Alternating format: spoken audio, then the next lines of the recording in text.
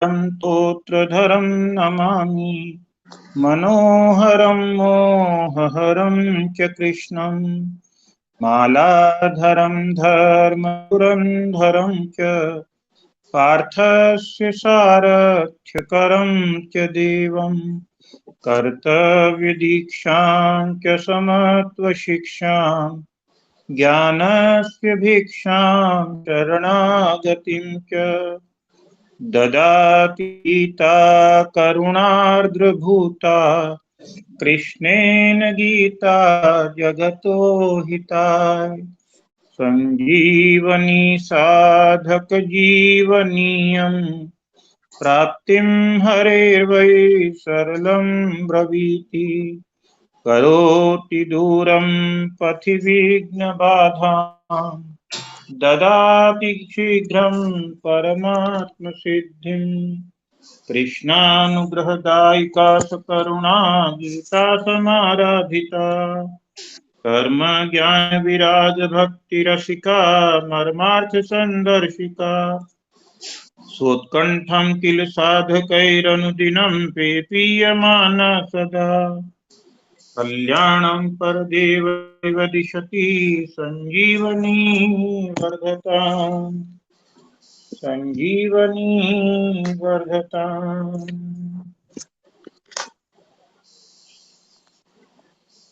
अध्याय 12 श्लोक संख्या 13-14 की व्याख्या चल रही है। पृष्ठ संख्या 840 परिशिष्ट भाव से आगे की व्याख्या शुरू करेंगे। तो 13वें-14वें श्लोक में भगवान ने कहा कि सब प्राणियों में द्वेष भाव से रहित और मित्र भाव वाला तथा दयालु भी और ममता रहित अहंकार रहित सुख दुख की प्राप्ति में सम क्षमाशील निरंतर संतुष्ट योगी शरीर को वश में किए हुए दृढ़ निश्चय वाला मुझ में अर्पित मन बुद्धि वाला जो मेरा भक्त है वह मुझे प्रिय है। 840 पेज परिशिष्ट भाव। गीता में कर्म योगी के लक्षण भी आए हैं। दूसरे अध्याय के 55वें से 72वें श्लोक तक और छठे अध्याय के 7वें से 9वें श्लोक तक। ज्ञान योगी के लक्षण भी आए हैं 14वें अध्याय के 22वें से 25वें श्लोक तक और भक्त के लक्षण भी आए हैं इस 12वें अध्याय में 13वें से 19वें श्लोक तक। परंतु केवल भक्त के लक्षणों में ही भगवान ने कहा है अद्वेष्टा सर्वभूतानां मैत्रेय करुण एव च। यह लक्षण मित्रता और करुणा न कर्मयोगी के लक्षणों में आया है न ज्ञान योगी के लक्षणों में, प्रत्युत केवल भक्त के लक्षणों में आया है। कर्मयोगी और ज्ञान योगी में समता तो होती है पर मित्रता और करुणा नहीं होती, परंतु भक्त में आरंभ से ही मित्रता और करुणा होती है। 840 पेज परिशिष्ट भाव दूसरा पैरा। भक्त की दृष्टि में संपूर्ण प्राणी समग्र भगवान का अंग होने से अपने प्रभु ही हैं। बहुत ही मार्मिक बात है। भक्त की दृष्टि में संपूर्ण प्राणी समग्र भगवान का अंग होने से अपने प्रभु ही हैं। फिर कौन वैर करे, किससे करे और क्यों करे। निज प्रभु में देखई जगत के ही सन करही विरोध।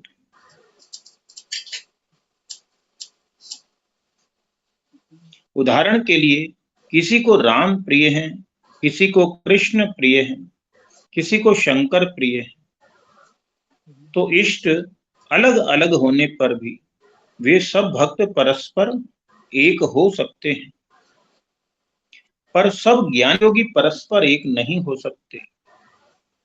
अगर भक्त और ज्ञान योगी परस्पर मिलें तो भक्त ज्ञान योगी का जितना आदर करेगा उतना ज्ञान योगी भक्त का नहीं कर सकेगा।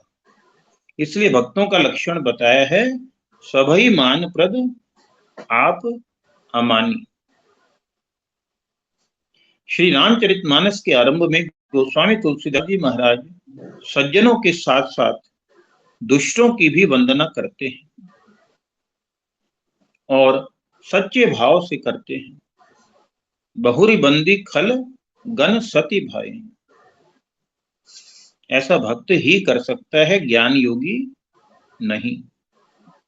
यद्यपि ज्ञान योगी का किसी से कभी किंचन मात्र भी वैर नहीं होता, तथापि उसमें स्वाभाविक उदासीनता तटस्थता रहती है। विवेक मार्ग ज्ञान में वैराग्य की मुख्यता रहती है और वैराग्य रूखा होता है।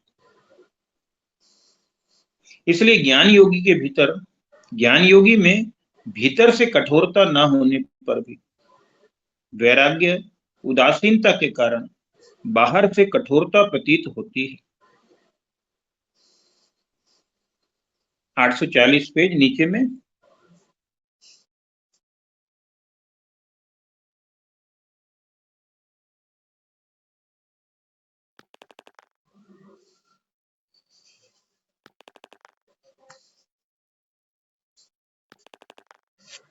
दूसरे को सुख देने का भाव होने से भक्त में आरंभ से ही कोमलता रहती है।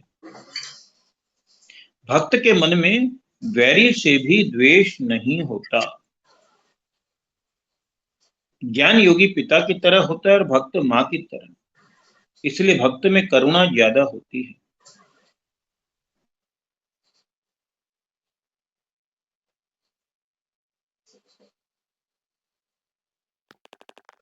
वह मित्र भाव वाला और दयालु भी होता है। निर्ममो निरहंकार, प्रत्येक साधक के लिए निर्मम और निरहंकार होना बहुत आवश्यक है। इसलिए गीता में भगवान ने कर्मयोग, ज्ञान योग और भक्ति योग तीनों ही योग मार्गों में निर्मम और निरहंकार होने की बात कही है। कर्म योग में निर्ममो निरहंकार स शांति मधिगच्छति और ज्ञान योग में अहंकारम विमुच्य निर्मम शांतो ब्रह्म भूयाय कल्पते और भक्ति योग में निर्ममो निरहंकार सम दुख सुख शमी। तो तीनों ही योग मार्गों में निर्मम और निरहंकार होने की बात कही है। इस विषय में एक विशेष ध्यान देने की बात है। पृष्ठ संख्या 841। इस विषय में एक विशेष ध्यान देने की बात है कि वास्तव में हमारा स्वरूप अहंता और ममता से रहित है।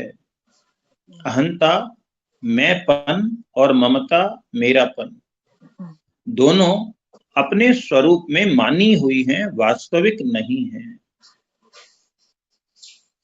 अगर ये वास्तविक होती तो हम कभी निर्मम और निरहंकार नहीं हो सकते और भगवान भी सबके लिए निर्मम और निरहंकार होने की बात नहीं कहते।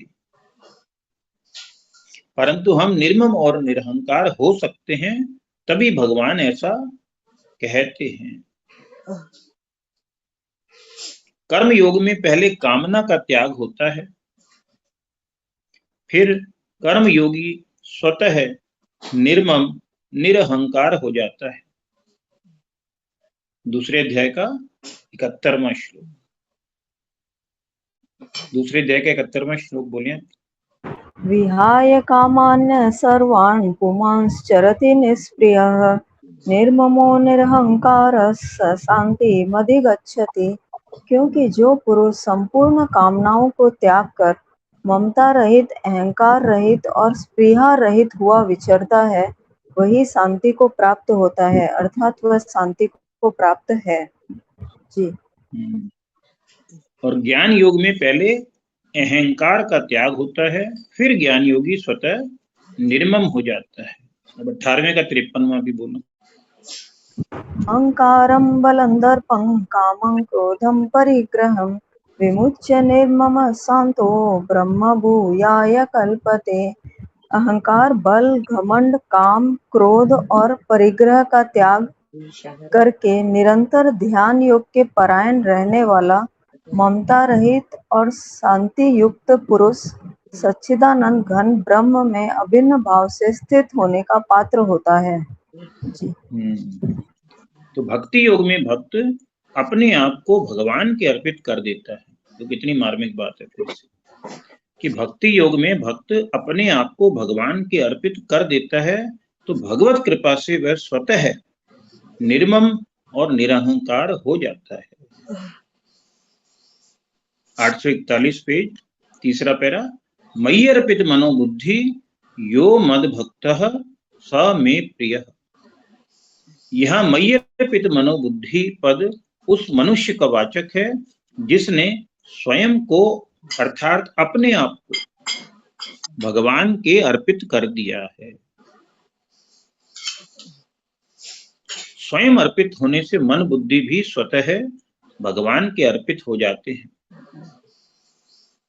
स्वयं अर्पित होने से फिर कुछ बाकी रहता ही नहीं, कारण कि स्वयं पहले है, शरीर मन बुद्धि आदि पीछे हैं, भक्त पहले है, मनुष्य पीछे है। भगवान में अर्पित होने से मन बुद्धि की स्वतंत्र सत्ता नहीं रहती, प्रत्युत केवल भगवान ही रह जाते हैं। भगवान का परा और अपरा दोनों प्रकृतियों के साथ समान संबंध है। दोनों को भगवान ने अपनी कहा है। 7वें अध्याय के 4-5वें श्लोक में मेरी प्रकृति, मेरी। तो दोनों के साथ भगवान का समान संबंध है, पर जीव अर्थात परा प्रकृति का संबंध अपरा के साथ नहीं है, कारण कि जीव अपरा प्रकृति से उत्कृष्ट है और भगवान का अंश है, इसलिए जीव का संबंध भगवान के साथ है। मयि अर्पित मनोबुद्धि का तात्पर्य है कि जीव अपरा प्रकृति मन बुद्धि को अपना ना माने, प्रत्युत भगवान को ही अपना माने। नीचे आया कि यहाँ मन के अंतर्गत चित्त को और बुद्धि के अंतर्गत अहम को भी लेना चाहिए। भगवान ज्ञान स्वरूप और नित्य परिपूर्ण है, अतः उनमें ज्ञान की भूख जिज्ञासा तो नहीं है, पर प्रेम की भूख, प्रेम पिपासा अवश्य है। इसलिए भगवान कहते हैं कि मेरे में अर्पित मन बुद्धि वाला जो मेरा भक्त है वह मेरे को प्रिय है। ऐसे भक्त के सिवाय भगवान को प्यारा और कोई हो ही नहीं सकता। जैसे किसी राजा का बेटा दूसरों से भीख मांगने लगे तो वे राजा को नहीं सुहाता, ऐसे ही सच्चिदानंद रूप भगवान का अंश जीव जब असत जड़ दुख रूप संसार से कुछ आशा रखता है तब वे भगवान को नहीं सुहाता, प्यारा नहीं लगता। क्यों? क्योंकि इसमें जीव का महान अहित है। भगवान को वही प्यारा लगता है जो अन्य से आशा नहीं रखता तथा जिसमें जीव का परम हित होता है। एक बानी करुणा निधान की, सो प्रिय जाके गति न आन की। भगवान को वो प्यारा लगता है। नारायण।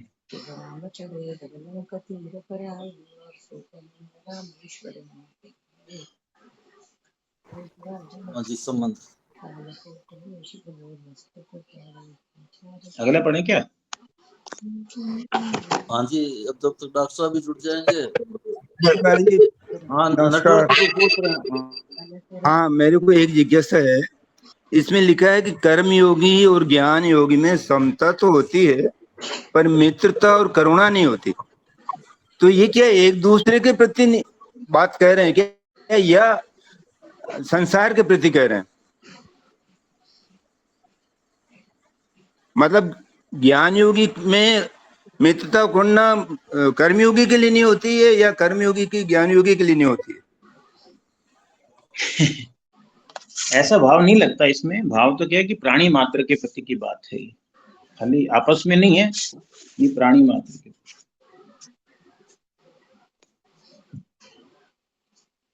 और कोई कुछ कहना चाहें इस विषय में? सही होता है इंडिविजुअली तीनों को। हाँ जी ओम प्रकाश जी। कठोर ये हो जाता है, और ये जो है भगवान के अर्पित है, तो इनमें करुणा और मैत्री ज्यादा रहती है।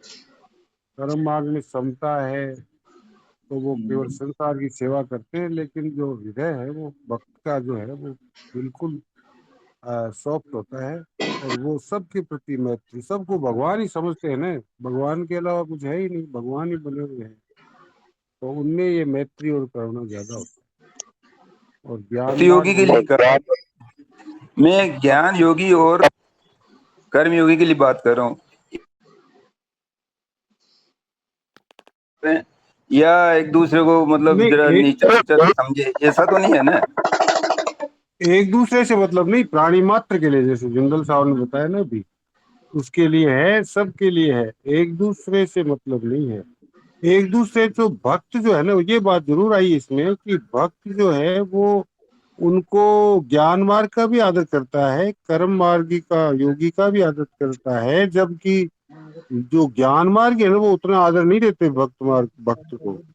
वो कहते हैं कि भाई हम ही जो है निर्गुण के मानने वाले ज्ञान मार्गी श्रेष्ठ है, ये तो ऐसे ही है मूर्ति पूजा, ऐसा करते हैं। कोई उनमें कई मतभेद होते हैं, भक्त में तो मतभेद होता ही नहीं, सब कुछ भगवान ही है, मतभेद खत्म हो जाते हैं, वासुदेव सर्वम। और ज्ञान मार्ग में कई संप्रदाय हैं, तो उनमें आपस में मतभेद हो सकता है, लेकिन भक्त में मतभेद नहीं होता। ऐसा हो तो डॉक्टर साहब बताएंगे, अभी डॉक्टर साहब आएंगे तब आप दोबारा प्रश्न करना, मेरा खुद का मन होता है। यही बात ठीक है, राम राम प्रणाम। एक दूसरे के लगते हैं। नारायण नारायण।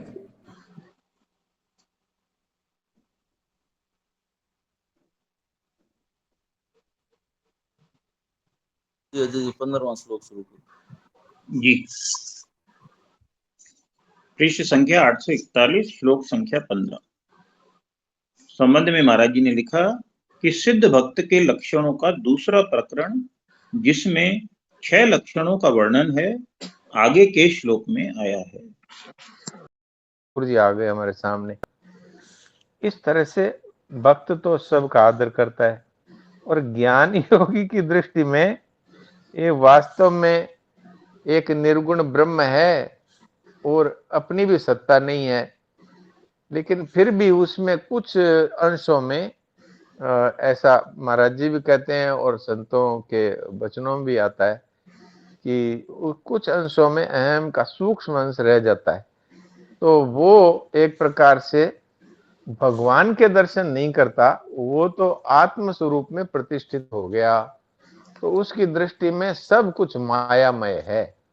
तो मायामय होने के कारण से, और वो उसमें स्वाभाविक ही उतनी नम्रता नहीं रहती, अथवा उतना कोमलपन नहीं रहता, तो इस दृष्टि से ये बात कही गई, ऐसा मालूम होता है। उदासीनता के कारण से बाहर से कठोरता प्रतीत होती है। इसके अगले ही प्रश्न, अगले ही पैरा में ये बात नीचे के लाइन में आई है। विवेक मार्ग में वैराग्य की मुख्यता रहती है, और वैराग्य रूखा होता है, इसलिए ज्ञान योगी में भीतर से कठोरता न होने पर भी वैराग्य उदासीनता के कारण वे बाहर से कठोरता प्रतीत होती है। उनका कोई ऐसा नहीं है कि भक्त है तो मैं इसका सम्मान नहीं करूं, लेकिन स्वाभाविक उदासीनता रहती है, क्योंकि वहां सब कुछ माया है, इसलिए वो एकदम अपने में ही रहते हैं। जैसे हम लोग कई बार अपने कई दोस्तों में जब एक दूसरे के गुण दोष बताते हैं, तब ये कहते हैं कि मेरा वो मित्र है, वो तो बहुत ही सम्मान करता है, जाते हैं तब मिलता है, और एक दूसरा मित्र है वो तो एकदम अपने में ही रहता है, वो तो अपने आप में ही रहता है। उसको किसी से कोई लेना देना नहीं है वो भी मित्र। तो इसी तरह से ये जो ज्ञान योगी की बात है कि ज्ञान योगी है वो अपने आप में संतुष्ट है, आत्मन्यव च संतुष्ट तस्य कार्यं न विद्यते, जो ये श्लोक आया इसमें भी यही बात है। ये यस्तु आत्मरतिरेव स्यात् आत्मतृप्तस्य मानव आत्मन्यव संतुष्ट, उनकी आत्मा में ही रति है, आत्मा में ही प्रीति है और आत्मा में ही संतुष्टि है।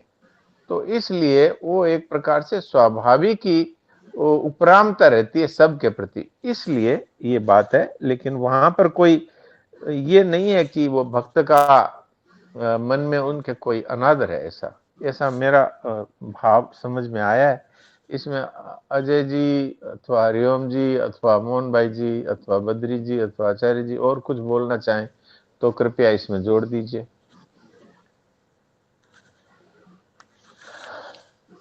सर प्रणाम। प्रणाम। मेरी एक जिज्ञासा ऐसी कुछ थी, इसी श्लोक का परिशिष्ट भाव का पहला पैरा में ही है, इसमें लिखा हुआ है कर्म योगी और ज्ञान योगी में समता तो होती है पर मित्रता और करुणा नहीं होती। तो मेरी ये जिज्ञासा था कि मित्रता और करुणा ये एक दूसरे के प्रति लिखा है या प्राणी मात्र के लिए लिखा है? हाँ, वो सभी के लिए।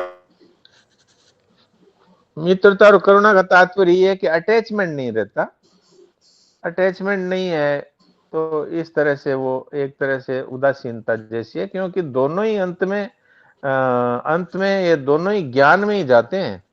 कर्मयोगी है वो भी अंत में ज्ञान में जाता है और ज्ञान योगी ज्ञान में जाता ही है।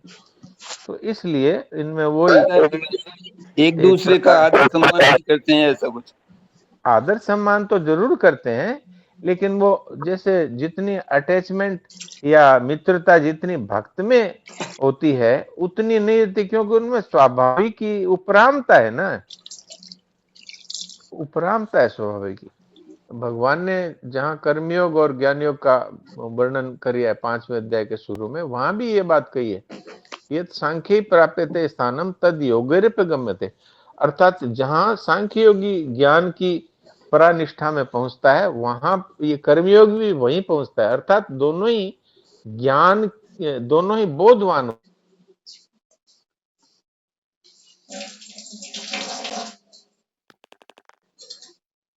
भक्त होना। जी राम राम, प्रणाम। अगर जैसे अगर भक्ति के संस्कार भी है, भगवान प्रिय लगने लग गए हैं थोड़े थोड़े, हाँ, उन्हीं में आकर्षण है, आप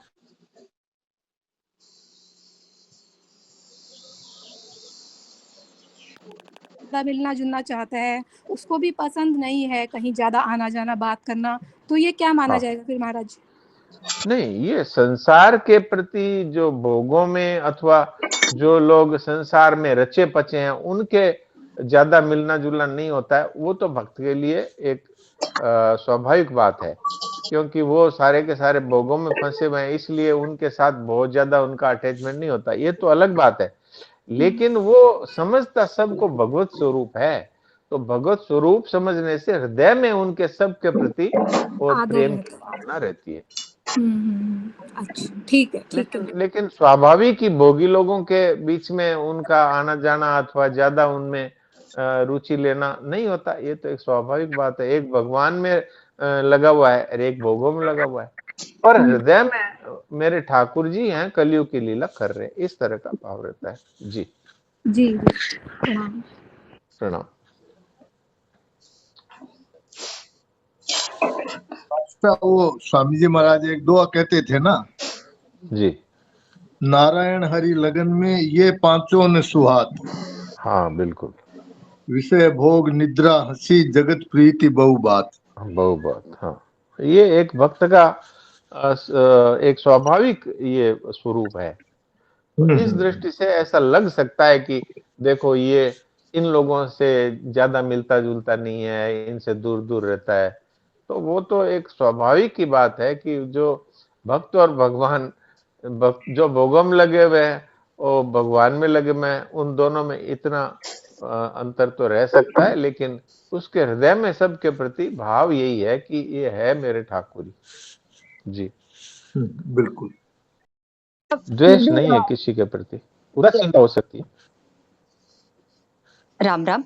डॉक्टर साहब, जैसे ना भक्त तो भी ऐसे हंसता खेलता नजर आता है, और हमारे यहाँ तो सत्संग भवन में महामंडलेश्वर वगैरह आते हैं, स्वामी जी लोग आते हैं, तो उनको तो कैसे हो क्या हो ऐसी भी कोई चर्चा चली ना तो तुरंत डांट देते, बोल देते कि क्या प्रपंच की बातें कर रहे हो।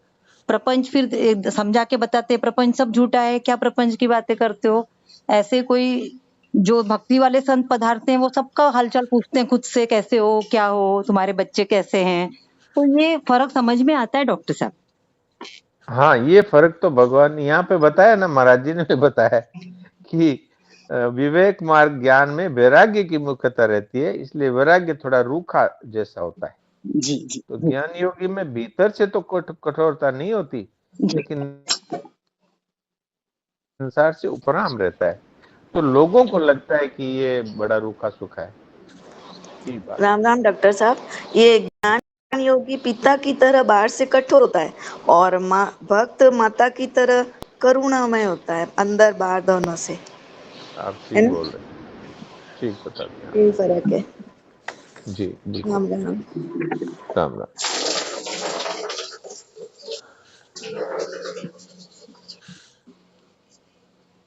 डॉक्टर साहब, ये उद्विग्नता कैसे खत्म हुए? जनरली बराबर देखते हैं, थोड़ा सा भी इधर उधर होने हलचल हो जाती है, ऊंचा मेरा नीचा होने लग जाता है।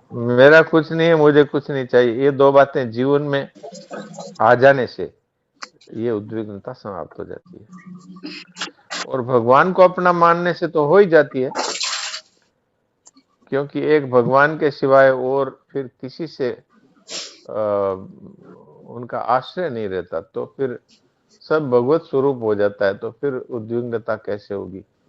अब इसमें तीन तरह की उद्विग्नता बताई ना, एक तो बताई भक्त है वो किसी से उद्विग्न नहीं होता,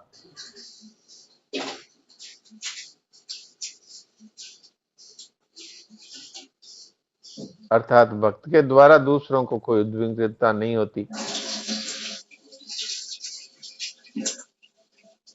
जो बातें हो जाती है कि भूकंप आ गया, किसी की मृत्यु हो गई और बीमारी आ गई, ये मन के विरुद्ध बात हो गई, ये तीसरी बात है। तो ये सात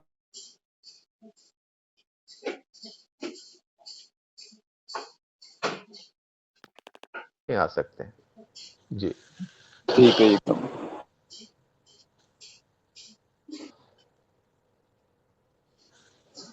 ऐसा नहीं होना चाहिए, ऐसा होना चाहिए, ये क्यों हो गया, भगवान ने ऐसा क्यों कर दिया, इस तरह से मन उद्विग्न हो जाता है। ये मेरी बीमारी क्यों आ गई, ये इस व्यक्ति ने मेरे साथ ऐसी बात क्यों कर दी, इस तरह की जब इच्छा रहती है अंदर, ये कामना है ऐसा होना चाहिए, ऐसा नहीं होना चाहिए, तो कामना का थोड़ा सा भी भाव रहेगा तो उद्विग्नता आएगी, भय भी आएगा। जी सब ठीक है एकदम। जी बिल्कुल।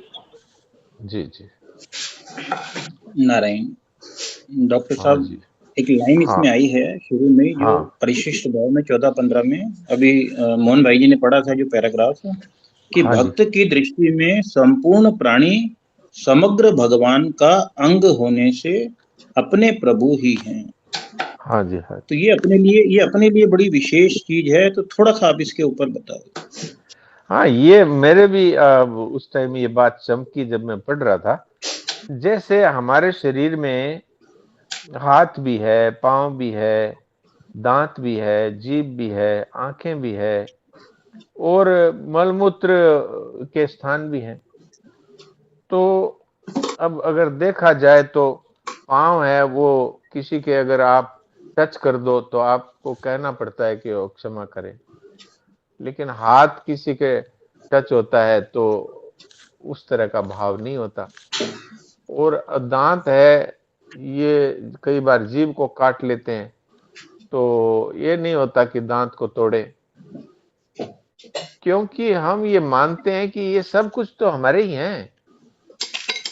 इस तरह से यदि संपूर्ण सृष्टि ये एक हमारे प्रभु का ही स्वरूप है, तो फिर चाहे निकृष्ट कार्य करता हुआ दिख रहा है, चाहे वो अपने साथ कुछ अपने साथ कुछ बुरा कर रहा है, फिर भी मन में ये भाव नहीं होता, द्वेष का भाव नहीं होता। हाँ, ये होता है कि प्रभु जिस रूप में आए उस रूप से उनकी पूजा करो, ये भाव तो हो सकता है, लेकिन द्वेष का भाव नहीं होता। अब भीष्म जी के सामने भगवान आए तो अब आप शत्रु के तरफ खड़े हैं, तो अब आपकी पूजा बाणों से ही होगी, लेकिन मन में कहीं द्वेष का भाव नहीं है, भक्ति जो की त्यों ही है, पूजा हो ही रही है। अब की बार बाणों से होगी पूजा। और ऐसे आप हमारे घर पधारेंगे तो आपका भोग लगाएंगे, आपको अच्छे अच्छे पदार्थों से भोग लगाएंगे, आपको पुष्प चढ़ाएंगे, आपका कुमकुम टीका लगाएंगे, आपकी आरती करेंगे, तो पूजा दोनों ही है। तो उसके द्वेष का भाव नहीं रहता भगवान के प्रति, जैसे हमारे किसी अंग के प्रति हमारा द्वेष का भाव नहीं है। ये मुझे समझ में आया। और इसमें आप कुछ बताना चाहें तो अजय जी आप बताइए। मैं तो खूब ही आपसे ही सुनना चाह रहा हूँ जो इस विषय में, क्योंकि बहुत हम लोगों के लिए भक्ति की दृष्टि से जो है ना, समग्र भगवान का, जो समग्र भगवान जो है वो उस पे थोड़ा सा मतलब और जो है समझ अपनी बढ़े, तो मेरा तो यही भाव है बस।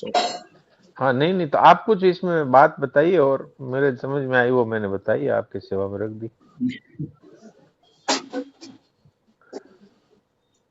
बस और तो कोई साधक कुछ करना चाहे तो देख। और किसी को कोई बात पूछना?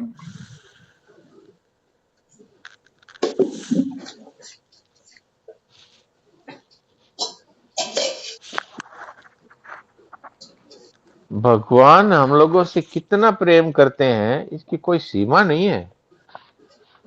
अगर इस बात को हम समझ जाएं तो भगवान किसी भी रूप में आए, हमारे हृदय में उनके लिए प्यार की कमी नहीं आएगी। व्यवहार तो हो सकता है जिस रूप में आए उस रूप में पूजा करनी होती है, लेकिन प्यार की कमी नहीं आ सकती, क्योंकि हम जानते हैं भगवान कितना प्यार करते हैं। तो आज एक भजन उसी भाव का है, तो किसी का कोई प्रश्न है तो प्रश्न करें, नहीं तो फिर भजन करें। नारायण नारायण। हाँ, नारायण नारायण। नारायण। हाँ, अब ये जैसे मैं पूछना चाह रही थी कि आप कह रहे हैं जो भी आया है, जो भी हमारे साथ जो व्यवहार करता है वो भगवान का ही स्वरूप। हाँ जी। अगर वो गलत व्यवहार करे तो हमें क्या समझना चाहिए कि तो ये समझना चाहिए हाँ कि भगवान अभी कलयुग की लीला कर रहे हैं, इसलिए इनको इसी हिसाब से इनकी पूजा होनी चाहिए। उसको थप्पड़ मार सकते हैं, उसको जान से भी मार सकते हैं, और उसको समझा भी सकते हैं, जैसी स्थिति है वैसा कर सकते हैं, वो भगवान की पूजा है। उदाहरण के लिए डॉक्टर साहब मैं पूछना चाह रही थी कि यहाँ पर ही मैं इस समय बाहर हूँ, तो यहाँ पर मेरी एक कोई दोस्त है, उनको उनके बेटे ने मारा है, लाइक ठुड जैसे बात उनकी नहीं मानी गई तो बेटे ने उनपे अटैक किया, लाइक, तो उसको हमें क्या समझना चाहिए? उसको ये समझना चाहिए कि भगवान है, ये कलयुग की लीला कर रहे हैं, तो उनके लिए जो जिस रूप में आए हैं उस रूप में उनकी पूजा करो, वापस उनकी पूजा करो अच्छी तरह से। अगर कर सकते उसको हो मारो, बेटे को मारो, अगर कर सकते हैं तो करो, और नहीं कर सकते हैं तो सहन करो कि ठाकुर का जो प्रसाद है वो हमारे लिए मंगलमय है। हाँ जी। और कोई उनका प्रारब्ध भी होगा? हाँ, अवश्य होगा। नया कर्म बनाया है? प्रारब्ध तो है, जिसके मार पड़ी है उसका, और जिसने मारा है उसको भयंकर पाप लगेगा, भयंकर। इस विषय में मुझे कल हमारी यही समझा रही थी। प्रीति बहन ने कल इसी पे एक प्रश्न किया था कि अगर जो कोई मार रहा है तो हमें जो जिस पे मार पड़ रही है उस पे दया आनी चाहिए, और जो मार रहा है वो तो बेचारा भगवान का काम कर रहा है, भगवान उसको प्रारब्ध भुगता रहे हैं, तो वो मार रहा है वो तो भगवान की प्रेरणा से मार रहा है। तो नहीं, ये उन्होंने ये कहा था जो मार रहा है उस पे दया होनी चाहिए, क्योंकि वो अपना नया प्रारब्ध बना रहा है। आप बिल्कुल ठीक कह रहे हैं, ये तो आपने बिल्कुल ठीक कहा। कल जो हमें प्रश्न किया गया था, कल मैंने सुना था। हाँ जी, आपने सुना था ये? हाँ जी, हाँ जी। आप प्रीति के पास में बैठे थे क्या? नहीं, मैं फोन पे थी। वो कॉन्फ्रेंस था। हाँ जी, और तब चर्चा आप हो रही सुनिए। है, जुड़े हुए थे। चर्चा हो रही थी जी। हाँ, तो मैं इस विषय में सभी भाई बहनों से ये कहना चाहता हूँ, कई भाई बहनों का ये प्रश्न हो सकता है कि भाई जिसने हमको मारा है वो तो भगवान का ही काम कर रहा है, भगवान हमारा प्रारब्ध भुगता रहे हैं, उसमें वो सहायक है, तो इसलिए उसको पाप क्यों लगना चाहिए। तो इस विषय में कहना ये है, मैं आपको एक उदाहरण के तौर पे समझा रहा हूँ, जो संतों हाँ से मैंने सुनी है वो बात, कि हाँ मान जी, लीजिए अदालत में किसी व्यक्ति को जज ने फांसी की सजा दी, हाँ जी, तो सजा सुना दी, तो अब जो हाँ जो वहां लोग बैठे हैं उनमें से एक ने पिस्तौल निकाली और जिसको सजा सुनाई है उसी के गोली मार दी। तो जज ने पुलिस से कहा तुरंत इसको पकड़ो और इसको हिरासत में ले लो, गिरफ्तार कर लो, इसके ऊपर मुकदमा चलाओ, इसने हत्या की है इनकी। तो वो बोला कि आपने फांसी की सजा दी थी, वो मैंने पूरी कर दी, तो मैंने तो आपकी सहायता ही करी है, और इसमें तो मुझे कुछ इनाम मिलना चाहिए, आप कह रहे हो हत्या का मुकदमा चलेगा मेरे ऊपर। तो जज ने ये कहा कि तुम्हें किसने अधिकार दिया इसको सजा देने का, इसको सजा हाँ देने का काम सरकार का है, हाँ तो जी, भगवान देते हैं सजा। अच्छा, हाँ जी, तो आपने इसको जो मारा है ये तो आपने नया अपराध किया है। हाँ यही जी, बात भगवान के विधान में लागू होती है कि भगवान अगर किसी के प्रारब्ध में कुछ है, उनके विधान से उसको भुगता रहे हैं, तो इसमें आप क्यों कूद के पड़े। आपने तो एक हाँ नया पाप कर लिया, तो कह हाँ नहीं जी, उनका फिर कैसे होता, उनका तो हाँ ऐसे ही हो जाता कि वो स्कूटर से गिरे और सिर फूट गया, हाँ आपने जी, मारा इसलिए आपके ऊपर हो रहा है। वो सड़क पे चल रहे हैं और ऊपर से उनके एक पेड़ गिर गया और हाँ उससे उनके जी, चोट लग गई। तो हाँ भगवान के जी, पास तो प्रायश्चित भुगताने के बहुत से तरीके हैं, आप बहुत से बीच में फंस गए, आप क्यों ये कर रहे हो, इसलिए आपको अलग बहुत से दंड मिलेगा। हाँ जी जी, बहुत सुंदर, बहुत अच्छे से आपने समझाया। हाँ जी, जी जी राम हाँ, राम। प्रणाम डॉक्टर साहब। प्रणाम, फरमाइए। पूज्य शरणानंद जी महाराज जी के यहाँ पूज्य शरणानंद जी महाराज जी के यहाँ एक बात इसी प्रकार पहुंची थी माँ बेटे की। जी तो माँ ने कहा कि महाराज जी मुझे क्या करना चाहिए, मेरी सारी प्रॉपर्टी हड़प लिया, मुझे घर से निकाल दिया, रहने नहीं देता है। हाँ हाँ तो महाराज जी ने कहा कि देखो माई, तुम्हारे साथ दो विधान है, या हाँ तो तुम दुर्गा हो जाओ हाँ और या तो माँ बन जाओ, हाँ दोनों तुम्हारे पास है ऑप्शन, जो चाहो। और इसमें बाबा क्या कर सकता है, यही दो बात बताएगा, या तो दुर्गा हो जाओ या तो माँ बन जाओ। माँ बन जाओ। लेकिन इसका रहस्य नहीं हमको समझ में आया, बाणी हमने सुनी है। रहस्य सीधा सीधा है, या तो दुर्गा बन करके उसके छाती पे चढ़ बैठो, ये थे उनके शब्द, उसकी छाती पे अच्छा, चढ़ बैठो, मुझे वो इंसिडेंस याद है। तो हाँ, मतलब या अपना तो हिस्सा लो दुर्गा अपने ढंग बनकर से, उसकी छाती पे चढ़ बैठो, और या फिर माँ बन जाओ, अर्थात माँ ये बन तो जाओ ठाकुर कि का जो कर विधान रहा है। है कर रहा है। हाँ, जो जी, भगवान कर ठीक रहे है, हैं ये क्या कर रहा है, ऐसा। ठीक है, ठीक है, ठीक है। इसमें क्या ताकत है जो कुछ कर देता है, ये तो सब ठाकुर के विधान से हो रहा है। तो इस तरह माँ बन जाओ, उसका फिर भी भला चाहो अंदर से। तो सुरेश जी बोलिए। हाँ जी तब तो हमें मतलब समझ आता है, हाँ जी जब सामने परिस्थितियां दिखती है ना, हाँ तब ये सामने आता नहीं है।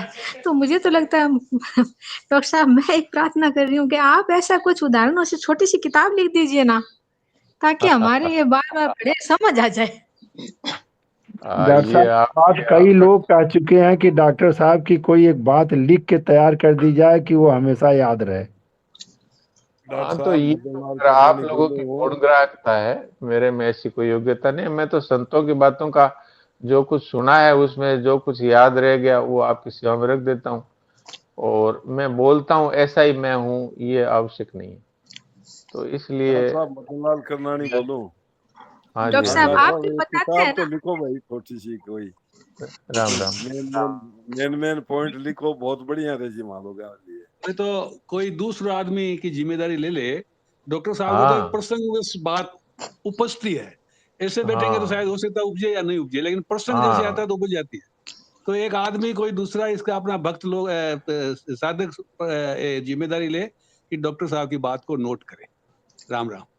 इसमें मेरी ये प्रार्थना है कि कोई व्यक्ति ये सब लिखने की जरूरत नहीं है। सभी भाई बहन जिनको भी ये लगता है कि आज सत्संग में ये बात अच्छी हुई, चाहे वो मैंने बोली, चाहे अजय जी ने बोली, चाहे आप लोगों में से किसी ने बोली, तो वो लिख लें। इसीलिए महाराज जी कहा करते थे कि भाई सत्संग की बातों को लिखने से क्या होता है कि वो बात सुनने के साथ साथ अपने हृदय में उसका प्रवेश होता है और अपने दिमाग में वो प्रिंट होती है।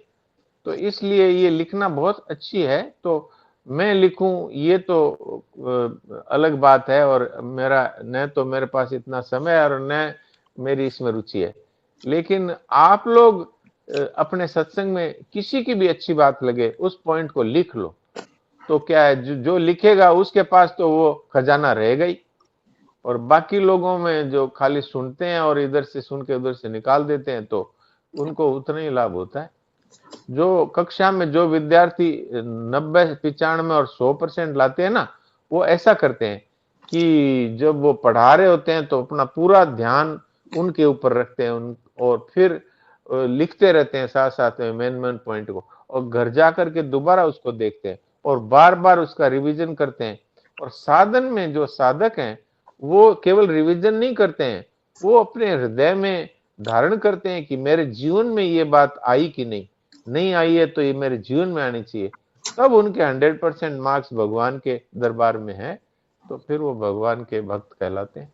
जी डॉक्टर साहब, ये जो भी सूत्रात्मक बातें आप बताते हैं, ये स्वामी जी महाराज की और संज्ञानंद जी की है।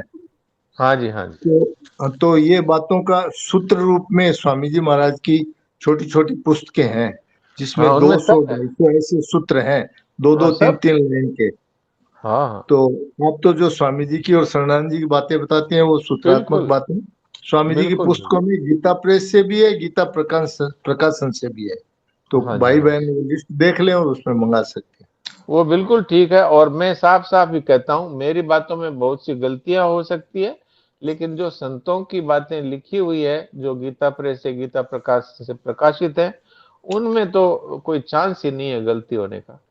तो इसलिए वो बातों को ध्यान दें, और सत्संग में भी जो बातें अच्छी लगती हो उनको जरूर नोट करें। इससे आपके जीवन में उतरने में बड़ी सुविधा होगी। जी राम राम डॉक्टर साहब।